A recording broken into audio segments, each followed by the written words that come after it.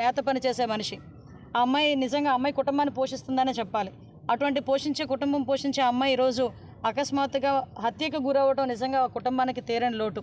ఆ కుటుంబానికి మేమేదో డబ్బులు ఇచ్చి ఆ అమ్మాయి సిచ్యువేషన్ని మేము కొనడం అనేది కాదు. డెఫినెట్గా గవర్నమెంట్ పరంగా అమ్మాయికి ఎక్స్గ్రేషియా ఇవ్వాలి, అమ్మాయికి భరోసా ఇవ్వాలి.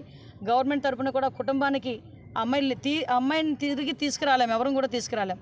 కానీ ఆ కుటుంబానికి ఎంతో కొంత గవర్నమెంట్ నుంచి భరోసా కావాలి కాబట్టి గౌరవ ముఖ్యమంత్రి గారు 10 లక్షల రూపాయలు ఎక్స్గ్రేషియా కూడా ప్రకటించడం జరిగింది.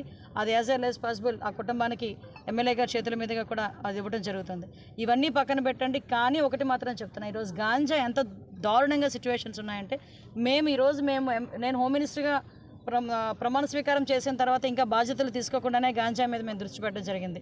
అక్కడ లోకేష్ గారు కానీ, పవన్ కళ్యాణ్ గారు కానీ, ముఖ్యంగా చంద్రబాబు నాయుడు గారు కానీ, సీఎం గారు కానీ అందరూ కూడా గాంజాని 80% నిర్మూలించాలనే కాన్సెప్ట్ మీద ఉన్నాం. ఆ దురదృష్టకర సంఘటన